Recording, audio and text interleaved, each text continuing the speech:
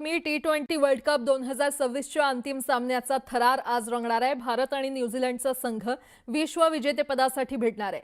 अहमदाबादच्या नरेंद्र मोदी स्टेडियमवर हा सामना होणार आहे। भारताने उपांत्य फेरीच्या सामन्यात इंग्लंडला 7 धावांनी पराभूत केलं, तर न्यूझीलंडने दक्षिण आफ्रिकेला 9 गडी राखून पराभूत करत अंतिम फेरी गाठलेली आहे। भारत आणि न्यूझीलंड या दोन्ही संघांनी स्पर्धेत चांगली कामगिरी केली आहे, तर सर्व क्रिकेट चाहत्यांना अंतिम सामन्याची उत्सुकता लागली आहे। भारत आणि न्यूझीलंड हे संघ पहिल्यांदाच अंतिम सामन्यात भिडणार आहेत। गतविजेत्या भारतीय संघाने सलग दुसऱ्यांदा अंतिम फेरी गाठलेली आहे आणि त्यामुळे सलग दुसऱ्यांदा जेतेपद मिळवण्याच्या शर्यतीत भारतीय संघ आहे। दुसरीकडे न्यूझीलंडचा पहिला T20 वर्ल्ड कप जिंकण्याचा मानस आहे, तर भारताने सलग दुसऱ्यांदा वर्ल्ड कप जिंकला किंवा न्यूझीलंडने पहिल्यांदा वर्ल्ड कप जिंकला तरी त्याची नोंद इतिहासात होणार आहे। भारत आणि न्यूझीलंड यांच्यामध्ये होणारा फायनलचा सामना भारतीय वेळेनुसार संध्याकाळी 7 वाजता सुरू होणार आहे, तर नाणेफेक संध्याकाळी 6:30 वाजता होईल।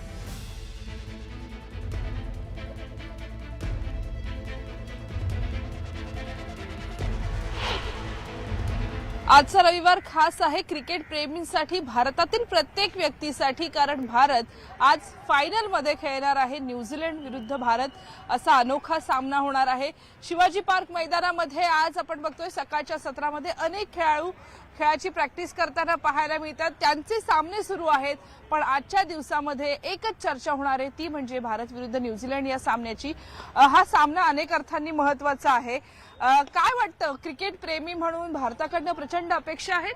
हो, खूप प्रचंड अपेक्षा आहेत, कारण की 2024 T20 वर्ल्ड कप आपण जिंकलेला आहे आणि 2026 वर्ल्ड कप आपण जिंकावं अशी आमची अपेक्षा आणि इंडिया जिंकेल असं आम्हाला वाटतं।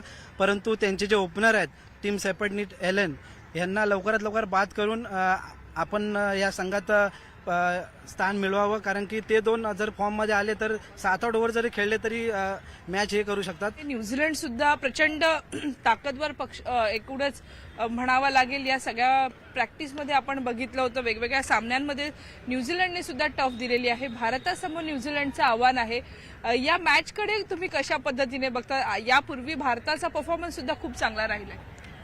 या सर्व भारताची जेवढे टीम आहे पूर्ण टीम जोशमध्ये आहे डेफिनेटली, आणि त्यांचा परफॉर्मन्स पण लास्ट मॅचमध्ये ते जिंकले आहेत इंग्लंड समोर, तर त्यांचा परफॉर्मन्स तर चांगलाच राहणार आहे।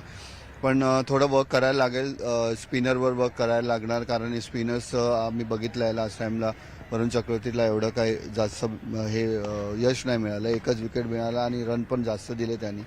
पण स्पिनरवर काम करायला लागेल। पण बॉलर्स बुमराह आहे, पांड्या आहे, अजून आपले दुसरे बॉलर्स पण आहेत।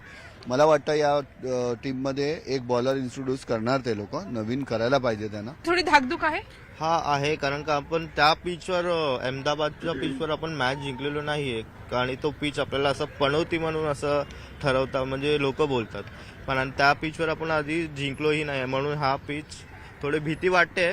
पण काय नाही, आपले प्लेयर्स स्ट्रॉंग मध्ये आहेत, फॉर्म मध्ये आहेत आणि कीप करतील ते। भारतीय नाही तर प्रत्येक व्यक्तीला वाटतं की आपला संघ जिंकावा, म्हणून कोणत्या क्रिकेटर्सकडे प्रचंड अपेक्षा आहेत?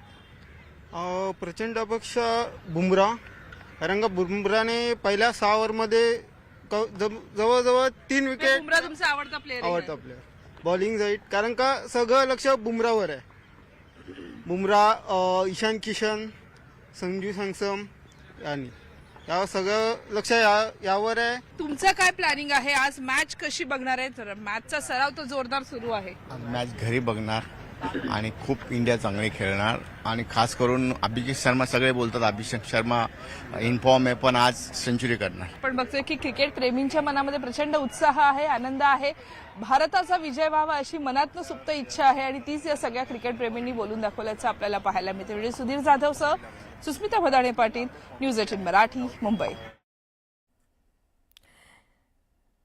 तर भारताचा आत्तापर्यंत फायनल पर्यंतचा हा प्रवास कसा होता आपण ते एकदा ग्राफिक्सच्या माध्यमातून जाणून घेऊयात।